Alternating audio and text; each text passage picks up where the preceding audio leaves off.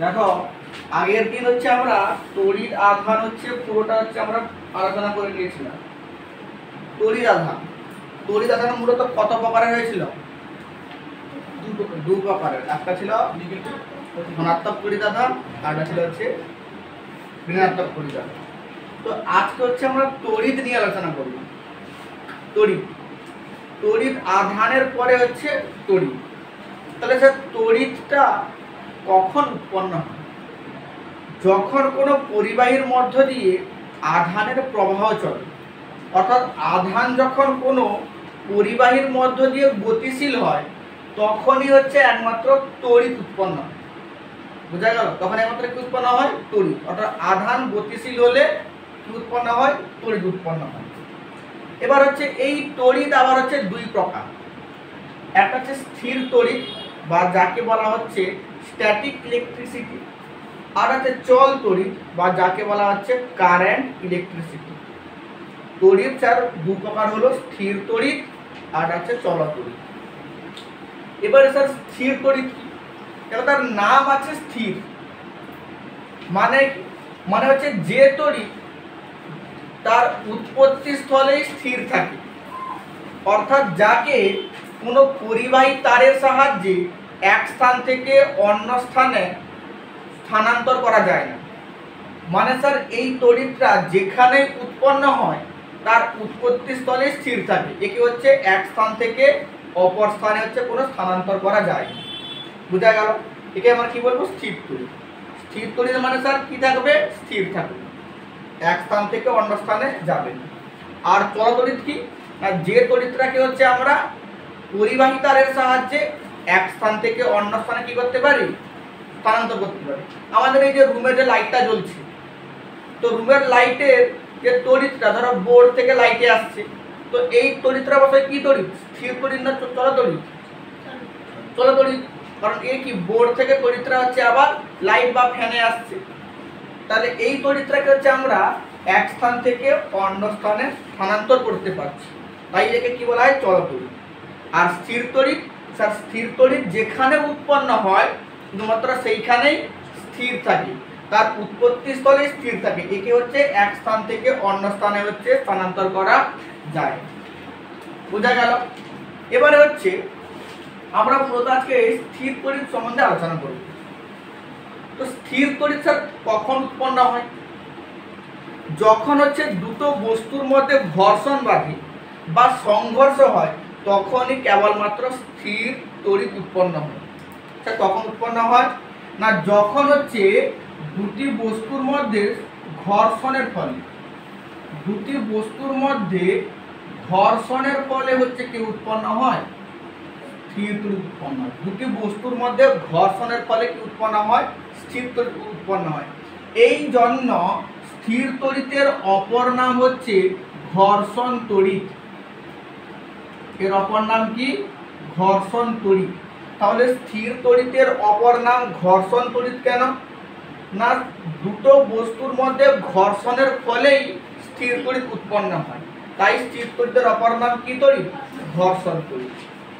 বোঝা গেল? এবার তোমাদের মনে প্রশ্ন আসতে পারে, স্যার তাহলে যে কোনো দুটো বস্তুর মধ্যে সংঘর্ষ ঘটালে কি স্থির তড়িৎ উৎপন্ন হবে? যে কোনো দুটো বস্তু না, যে কোনো দুটো বস্তুর মধ্যে সংঘর্ষ ঘটালে কিন্তু স্থির তড়িৎ উৎপন্ন হয় না। স্পেসিফিক কিছু বস্তুর মধ্যে যদি তুমি সংঘর্ষ ঘটাও তাহলে কি উৎপন্ন হবে? তাহলে হচ্ছে স্থির তড়িৎ উৎপন্ন হবে। কি উৎপন্ন হবে? স্থির তড়িৎ উৎপন্ন হবে। কারণ কিভাবে উৎপন্ন হয়? ধরো তুমি এ একটা বস্তু নিয়েছো আর বি একটা বস্তু নিয়েছো, এদের মধ্যে তুমি সংঘর্ষ ঘটালে। কি ঘটালে? সংঘর্ষ ঘটালে। তখন কি হবে? তখন হচ্ছে এ বস্তু যে পরমাণু আছে তার বিভিন্ন কক্ষপথে ইলেকট্রন থাকে। এবার এই ইলেকট্রনগুলির মধ্যে এবং বি বস্তুর ইলেকট্রনগুলোর মধ্যে ইলেকট্রনের দেওয়া নেওয়া শুরু হয়। কি হয়? ইলেকট্রনের দেওয়া নেওয়া শুরু হয়। তার মানে এ বস্তু এবং বি বস্তুর মধ্যে যখন তুমি সংঘর্ষ ঘটাবে তখন হয় এ বস্তু থেকে বি বস্তুতে কিছু ইলেকট্রন ট্রান্সফার হয়ে যাবে, বা বি বস্তু থেকে এ বস্তুতে কিছু ইলেকট্রন ট্রান্সফার হয়ে যাবে। এখান থেকে কিছু ইলেকট্রন কি চলে এলো, এখানে চলে এলো।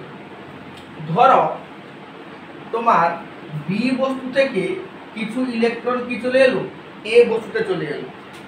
তখন স্যার তাহলে বি বস্তুতে পজিটিভ আধান অর্থাৎ ধনাত্মক আধান সৃষ্টি হবে, আর এ বস্তুতে নেগেটিভ আধান এবং ঋণাত্মক আধান সৃষ্টি হবে।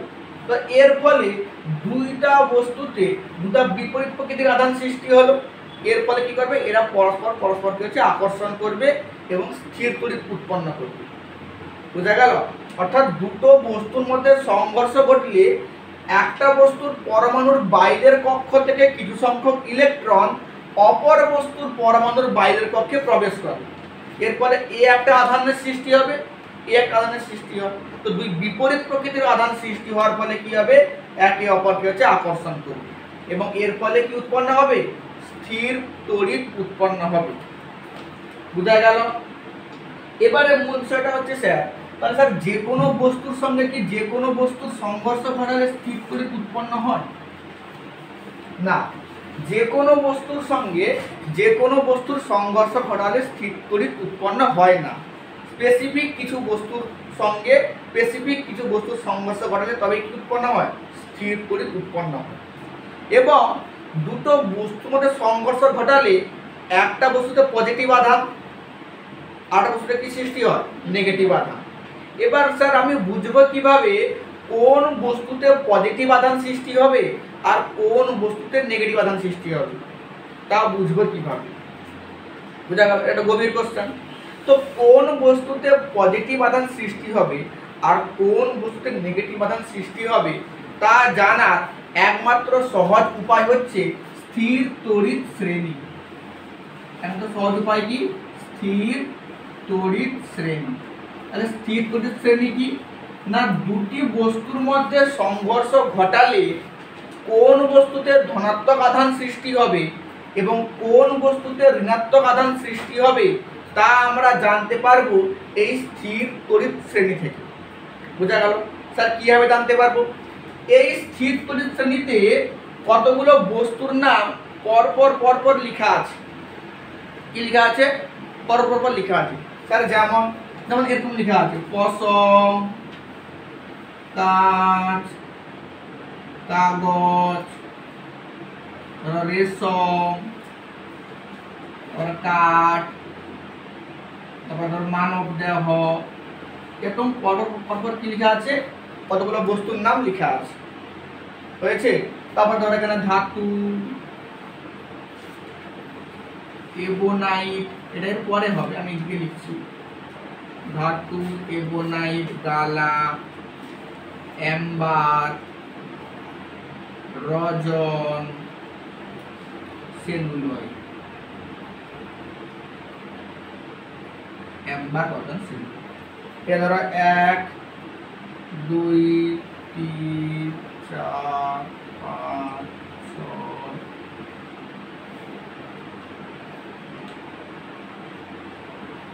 স্থির তড়িৎ শ্রেণীতে এরকম পরপর হচ্ছে কতগুলো বস্তুর নাম কি আছে লিখে নেওয়া আছে। এবার তুমি এই স্থির তড়িৎ শ্রেণীর যে কোনো দুটা বস্তুর মধ্যে কি ঘটাবে, সংঘর্ষ ঘটাবে।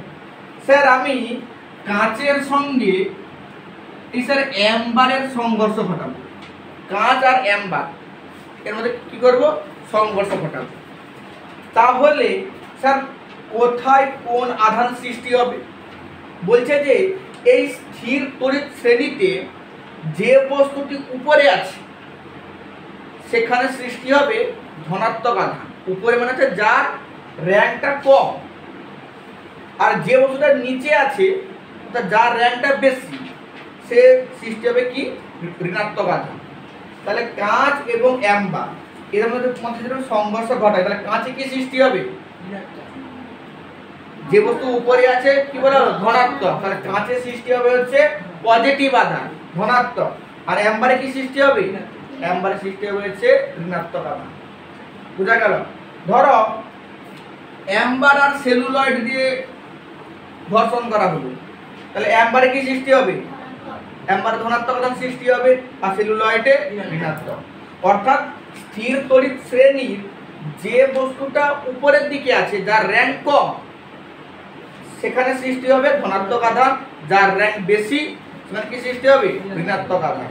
তো এই স্থির তড়িৎ শ্রেণী থেকে আমি বুঝতে পারবো যে দুটো বস্তুর মধ্যে সংঘর্ষ ঘটালে কোনটায় ধনাত্মক আধান সৃষ্টি হবে আর কোনটা কি সৃষ্টি হবে, কোনটা হচ্ছে ঋণাত্মক আধান সৃষ্টি হবে। বোঝা গেল স্থির তড়িৎ শ্রেণী।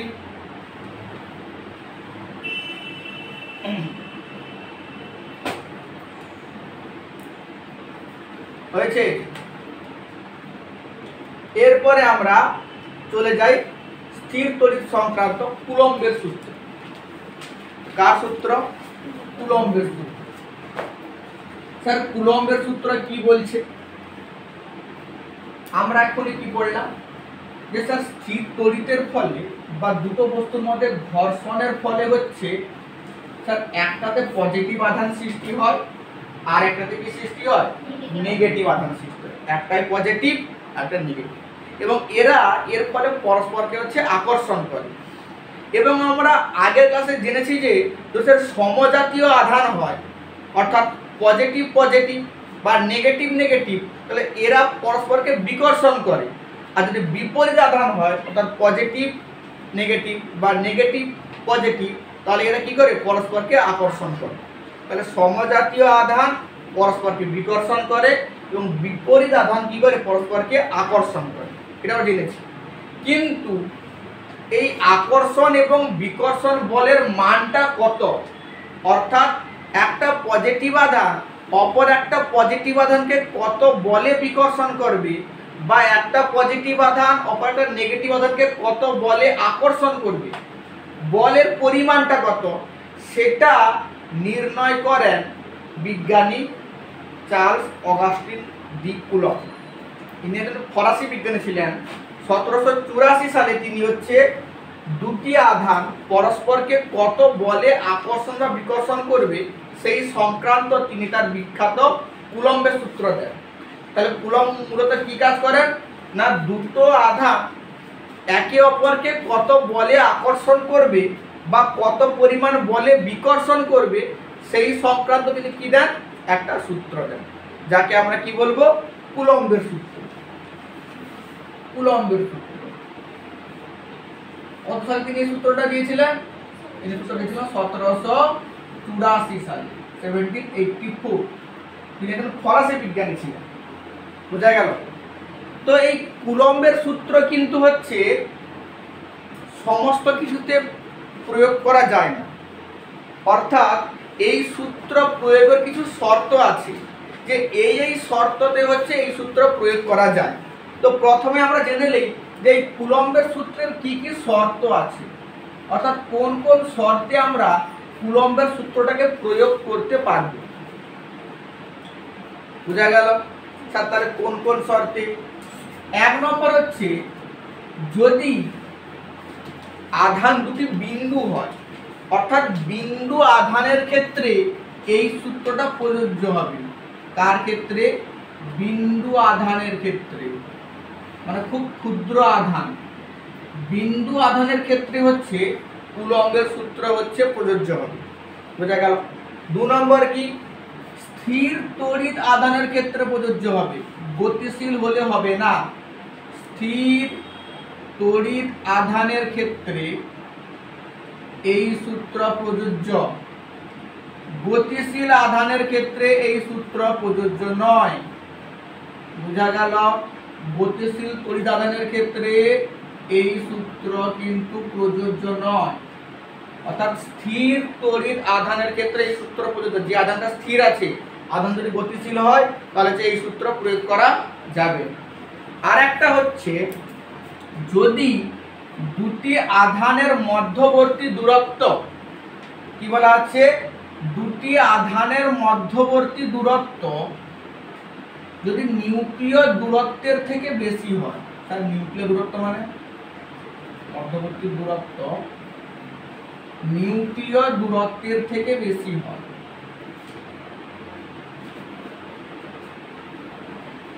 নিউক্লিয় দূরত্ব মানে কি? নিউক্লিয়ার দূরত্বের মান হচ্ছে 10⁻⁻15 মিটার, এর থেকে বেশি হতে হবে। বোঝা গেল?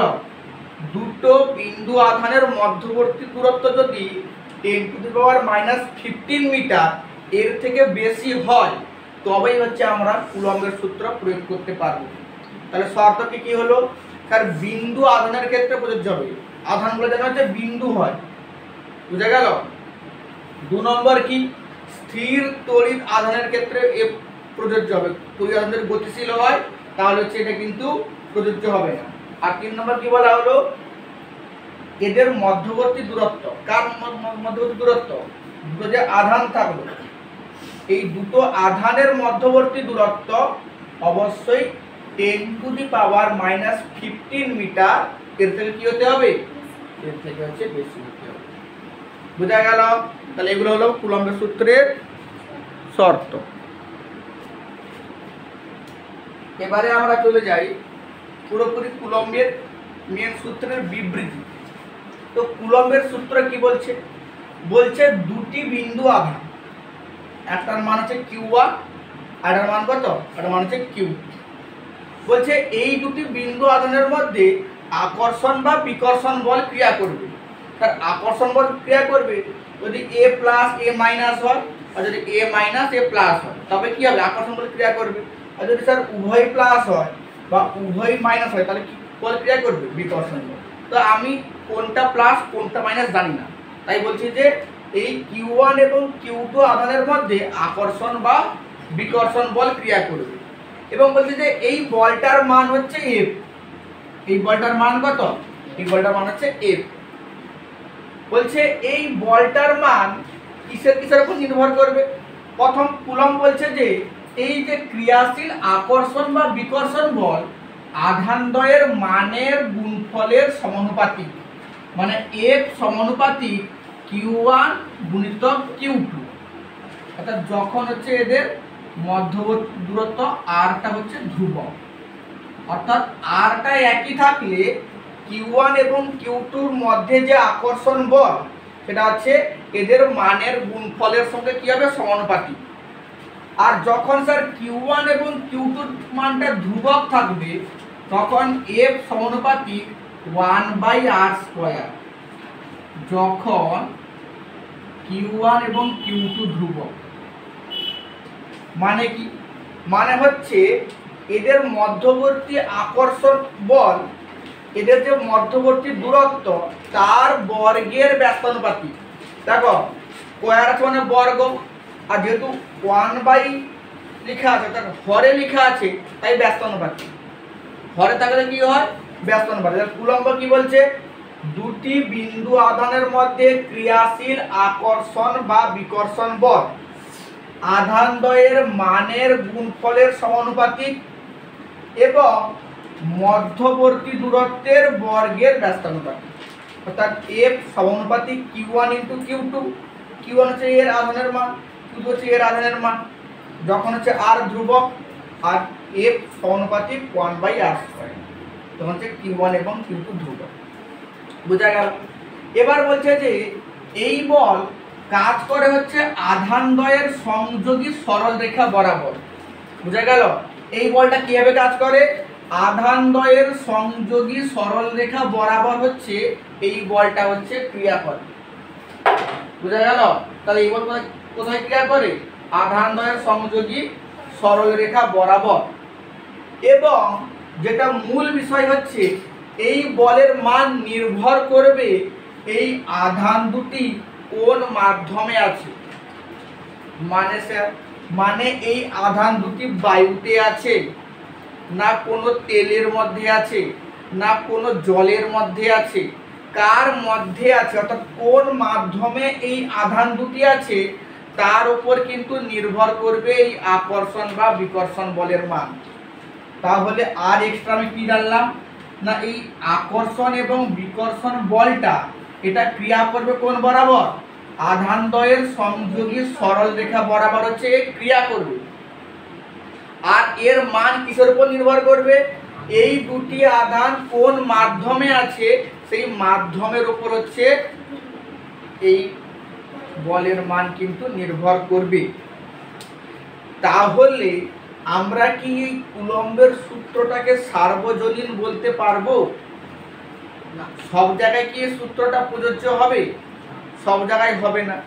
যেহেতু কুলম্বের সূত্রে ক্রিয়াশীল আকর্ষণ বা বিকর্ষণ বলের মানটা এই দুটি আধান কোন মাধ্যমে আছে তার উপর নির্ভর করে। জলে আছে না তেলে আছে না বায়ুতে আছে না শূন্য মাধ্যমে আছে, অর্থাৎ মাধ্যমের ওপর যেহেতু এই আকর্ষণ বা বিকর্ষণ বলের মান নির্ভর করে, তাই আমরা কুলম্বের সূত্রকে সার্বজনীন বলতে পারবো না। কিন্তু আমরা প্রিভিয়াস ক্লাসে মানে ক্লাস 8 আমরা কি পড়েছিলাম যে মহাকর্ষ সূত্র কিন্তু সার্বজনীন, সে হচ্ছে সব ক্ষেত্রে প্রযোজ্য হয়, কিন্তু কুলম্বের সূত্র হচ্ছে সার্বজনীন নয়। কারণ কুলম্বের সূত্র কার উপর নির্ভর করে? তার মাধ্যমের উপর নির্ভর করে।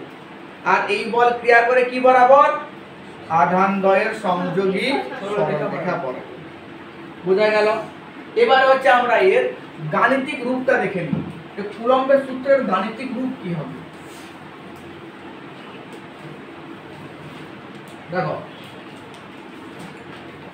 এই যে F সমানুপাতিক Q1 * Q2 আর আছে F সমানুপাতিক 1/r², এই দুটো সমীকরণকে ধরো এই ধরো 1 নম্বর সমীকরণ, এটা ধরো 2 নম্বর সমীকরণ, একে যদি আমরা যৌগিক ভেদের নিয়মে যোগ করি তাহলে কি পাবো? তাহলে আমি এটা পাবো F সমানুপাতিক, দেখো Q1 Q2 লবে আছে তো Q1 Q2 লবে হয়ে যাবে, আর তার r² হরে আছে তো r² কি হয়ে যাবে? r² হরে হয়ে যাবে। F সমানুপাতিক Q1 Q2 বাই কি হবে? বাই হচ্ছে r²। বুঝা গেল? এরপরে যখনই আমি সমানুপাতিক চিহ্নটা তুলব তার পরিবর্তে হচ্ছে আমাকে হচ্ছে একটা ধ্রুবক রাশি বসাতে হবে। বললাম আমি কে বসালাম, কি বসাতে হয়? একটা ধ্রুবক রাশি বসাতে হয়। সমানুপাতিক চিহ্ন তুলে আমি সমান চিহ্ন দিব, দিয়ে কি বসাবো? একটা ধ্রুবক রাশি কে। তাহলে F সমান k into Q1 Q2 by r²। এইটা হলো আমার কুলম্বের সূত্রের গাণিতিক রূপ। F সমান k into Q1 Q2 by হচ্ছে r²। বুঝা গেল? এবার সিজিএস এবং এসআই অর্থাৎ এককের দুটা পদ্ধতিতে কিন্তু এই সূত্রের একটা দুটো আলাদা রূপ আছে। অর্থাৎ সিজিএস পদ্ধতিতে এর একটা আলাদা রূপ আছে আর এসআই একটা আলাদা রূপ আছে।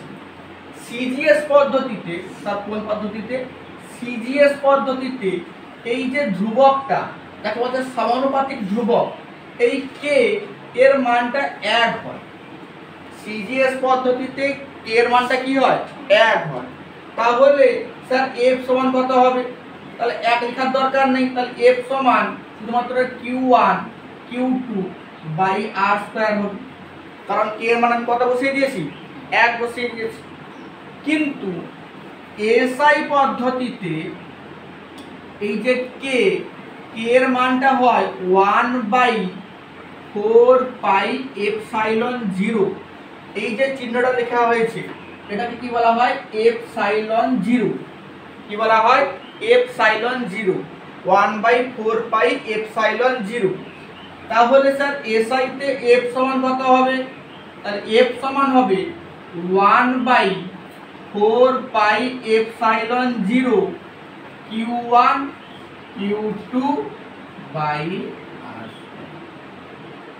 বুঝা গেল? কারণ দেখো কে জায়গায় আমি কি বসিয়ে দিয়েছি? কে জায়গায় বসিয়ে দিয়েছি 1/4πε0 Q1 Q2 বাই r²। এটা কোন পদ্ধতিতে হবে? এসআই তে কুলম্বের সূত্রের রূপ হচ্ছে এটা আর সিজিএস হচ্ছে এটা হয়েছে।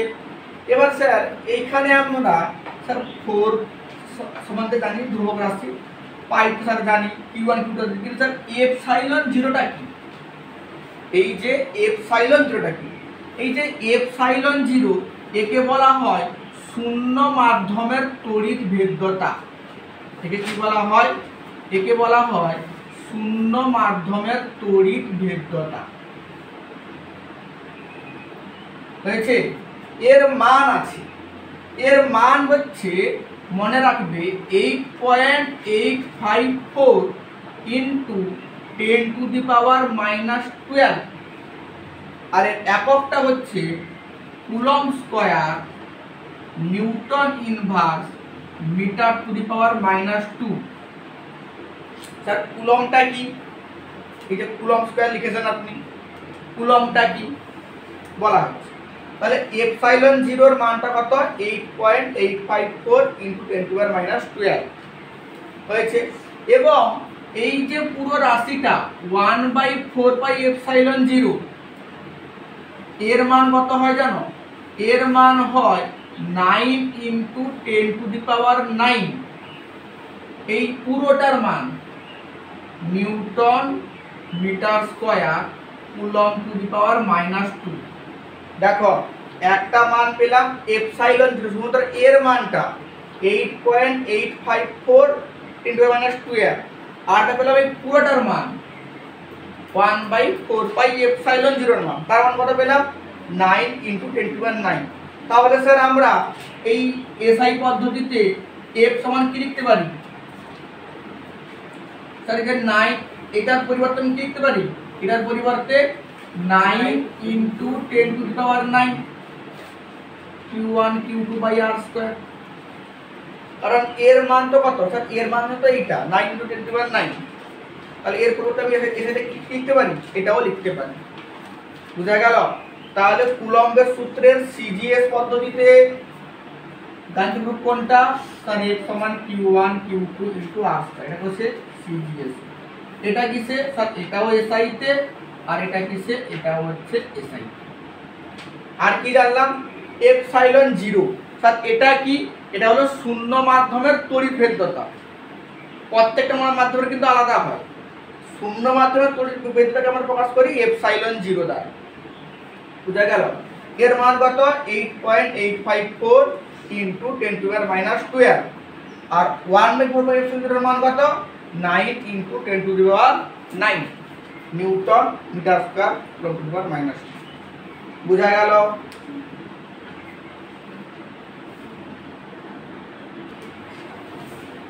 এবারে দেখো তড়িৎ আধানের একক। আমরা আরেকটু আগে হচ্ছে কুলম্বের সূত্রের যে রাশিমালায় কি বলছিলাম?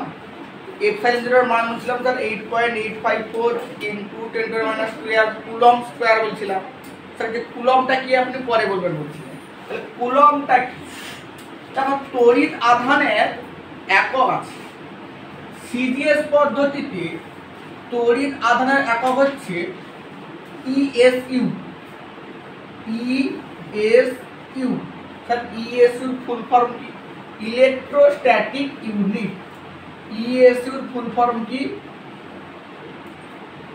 Electrostatic unit. আছে ইউএসই ফুল ফর্ম, বা একে বলা হয় স্ট্যাট কুলম।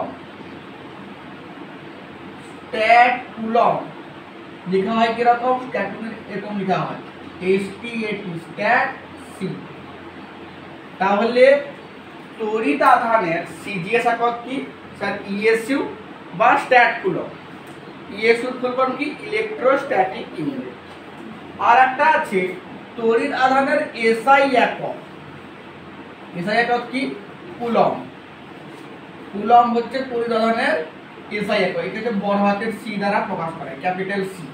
তাহলে তড়িৎ আধানের সিজিএস একক হচ্ছে ইএসইউ বা স্ট্যাট কুলম, আর এসআই একক হচ্ছে কুলম। এবার হচ্ছে এক স্ট্যাট কুলম কি বা এক কুলম কি? এক স্ট্যাট কুলম বা এক কুলম্বের সংজ্ঞা বলতে গেলে আমাকে জানতে হবে সেই আবার কুলম্বের সূত্রে ফিরে আসতে হবে। স্যার কুলম্ব সূত্র কি? সিজিএস এর কুলম্ব সূত্র কি? স্যার F সমান Q1 Q2 by R square. তাহলে যদি Q1 এবং Q2 হয়, এর সমান কি সূত্র হবে? F R square. এগুলো তো আধান। এবার দেখো যদি এই Q1 এবং Q2 দুটি সমজাতীয় আধান হয়, কি আধান? সমজাতীয় আধান, তাহলে এরা পরস্পরের উপরে আকর্ষণ বল প্রয়োগ করবে না বিকর্ষণ বল প্রয়োগ করবে? বিকর্ষণ বল প্রয়োগ করে। এবং ধরো এদের পরিমাণটাও সেম, মানে কি ধরো Q1 সমান Q2 সমান ধরো Q, এদের Q1 ও সমান Q এবং Q2 ও সমান Q, তাহলে এখানে কি হবে Q স্কয়ার সমান F ইনটু R স্কয়ার। তাহলে এখান থেকে যদি আমি সংজ্ঞা বলি কিভাবে বলবো, দুটি সমপরিমাণ এবং সমজাতীয় তড়িদাধান, কি বলা হলো, দুটি সমপরিমাণ এবং সমজাতীয় তড়িদাধান পরস্পরের থেকে 1 সেমি দূরত্বে থেকে, কত দূরত্বে 1 সেমি, যদি পরস্পরের উপরে এক ডাইন বিকর্ষণ বল প্রয়োগ করে, কি বলা হলো, দুটি সমজাতীয় সমপরিমাণ তড়িৎ আধান পরস্পরের থেকে 1 সেমি দূরত্বে থেকে যদি পরস্পরকে এক ডাইন কি বল, আকর্ষণ না বিকর্ষণ বল, যদি হচ্ছে এক ডাইন বিকর্ষণ বল প্রয়োগ করে, তাহলে আমরা এই আধান দ্বয়কে কি বলবো, বা এই আধান দ্বয়ের মানকে কি বলবো, 1 ইএসি। কি বলবো, 1 ইএসি। কি বলা হলো, দুটি সমজাতীয় এবং সমপরিমাণ তড়িৎ আধান পরস্পরের থেকে 1 সেমি দূরত্বে থেকে যদি পরস্পরের উপরে এক ডাইন বিকর্ষণ বল প্রয়োগ করে, তাহলে ওই আধান দ্বয়ের মানকে আমরা কি বলবো, 1 ইএসি। এবারে চলে যাই এসআই তে। স্যার এসআই তে এফ সমান ছিল 9 into 10 to the power 9 Q1 Q2 by R square হয়েছে। তো এক্ষেত্রে দেখো, এক্ষেত্রে ঠিক সংখ্যা সেইভাবে বলবো, দুটি সমজাতীয় এবং সমপরিমাণ তড়িদাধান পরস্পরের থেকে হচ্ছে 1 মিটার দূরত্বে থেকে, বুঝা গেল, এসআইতে কি বলবো, 1 সেমির বদলে 1 মিটার, দুটি সমজাতীয় এবং সমপরিমাণ তড়িদাধান পরস্পরের থেকে 1 মিটার দূরত্বে থেকে যদি পরস্পরকে এইটা 9 into 10 to the power 9 Newton এত পরিমাণ বলে বিকর্ষণ করে, 9 into 10 to the power 9 Newton এত পরিমাণ বলে যদি বিকর্ষণ করে, তাহলে হচ্ছে আমরা তাকে কি বলবো, তাহলে তাকে আমরা বলবো 1 কুলম্ব। তাহলে সেই আধানকে কি বলবো, 1 কুলম্ব। দুটি সমজাতীয় এবং সমপরিমাণ আধান পরস্পরের থেকে 1 মিটার দূরত্বে থেকে যদি পরস্পরের উপরে 9 into 10 to the power 9 Newton বলে বিকর্ষণ করে, তাহলে তাদের আমরা কি বলবো, তাদের আমরা হচ্ছে 1 নিউটন বলবো। বুঝা গেল। তাহলে 1 ডাইনের ক্ষেত্রে এরা হচ্ছে পরস্পরকে, সরি 1 ডাইন না, 1 ইএসইউ এর ক্ষেত্রে এরা পরস্পরকে হচ্ছে 1 ডাইন বলে বিকর্ষণ করবে, থাকবে কত দূরত্বে, 1 সেমিতে। আর 1 কুলম্বের ক্ষেত্রে এরা পরস্পর থেকে 1 মিটার দূরত্বে থাকবে, কত বল বিকর্ষণ করবে। এবার হচ্ছে এখান থেকে যদি সম্পর্কটা বের করি, তাহলে সেক্ষেত্রে 1 কুলম্ব সমান হয় 3 into 10 to the power 9 ESU,